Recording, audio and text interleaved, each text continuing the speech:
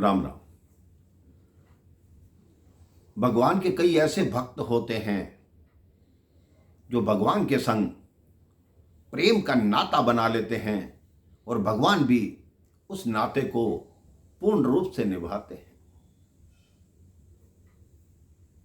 वृंदावन में एक साधु अपनी कुटिया में रहा करते थे। वो भगवान श्री कृष्ण को अपना छोटा भाई मानते थे। वो प्रातः उठते, भगवान श्री कृष्ण के मस्तक पर हाथ रखते, आप ठीक हो, ठीक रहना, जो मन हो खाऊं खिलाऊंगा, आप चिंता मत करना, तुम्हारा बड़ा भाई यहां बैठा है। उनकी रोज की यही भावना थी कि भगवान श्री कृष्ण मेरे छोटे भाई। एक बार उनके आसपास के साधु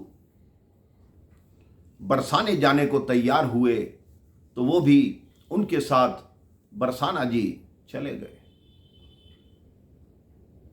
उस साधु ने कहा कि आप लोग मंदिर में दर्शन करने जाइए, लेकिन मैं नीचे यहीं पर इस गाड़ी में ही बैठा रहूंगा।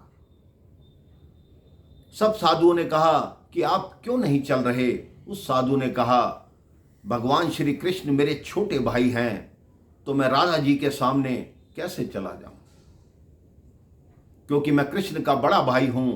राधा जी को मेरे को देखकर लज्जा आएगी, उन्हें घूंघट करना पड़ेगा। वो साधु वहीं बैठे रहे और बाकी साधु राधा रानी के दर्शन के लिए चले गए। कुछ ही देर में भगवान ने अपना नाता निभाया और कुछ महिलाएं उस साधु के पास आई कि राधा रानी जी ने आपके लिए ये प्रसाद भेजा है। अगर उस साधु ने भगवान कृष्ण के संग नाता निभाया तो भगवान कृष्ण ने भी उनके साथ नाता निभाया, राधा रानी जी ने भी उनके साथ नाता निभाया।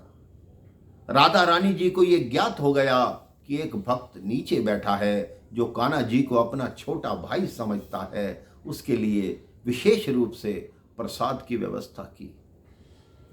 ऐसे ही एक और साधु थे। वो भगवान श्री राम को अपना शिष्य समझते थे।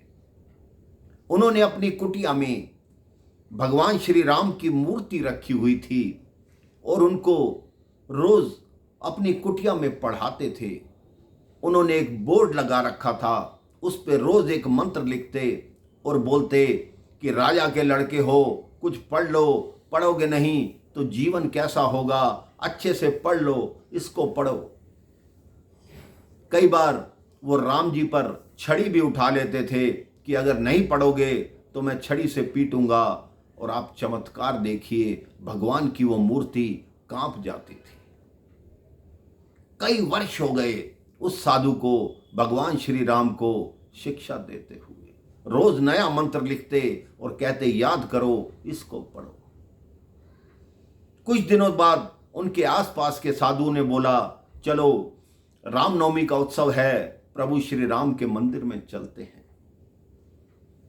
उन्होंने मूर्ति से कहा कि मैं 2 दिन के लिए जा रहा हूं, अपना पाठ याद करते रहना। प्रभु का नाता निभाने का ढंग देखिए। जैसे ही उस साधु ने राम मंदिर में प्रवेश किया, भगवान श्री राम का मुकुट नव गया, नीचे को झुक गया। मां जानकी के चेहरे पर अपने आप घूंघट आ गया। सब साधु देखकर हैरान हो गए।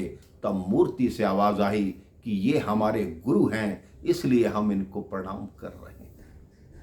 देखिए, आप अगर भगवान के संग नाता रखते हैं, आप भगवान की तरफ एक कदम बढ़ाते हैं तो भगवान 10 कदम बढ़ाकर आपके पास आते हैं। आप एक बार भगवान से नाता बनाकर देखिए।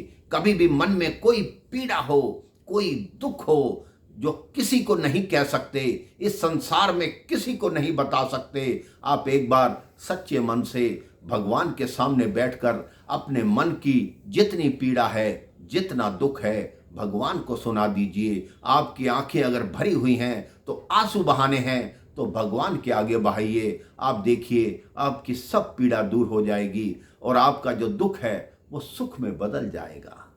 अपने जीवन में हमेशा याद रखिए कि भगवान हर पल हमारे साथ हैं। हमारी हर इच्छा का जो पूर्ति होती है वो भगवान करते हैं, सब उन्हीं के हाथ में हैं। वो जगन्नाथ हैं, वो विश्व के पालन पोषण करने वाले हैं, सारे संसार को सुखी करने वाले हैं।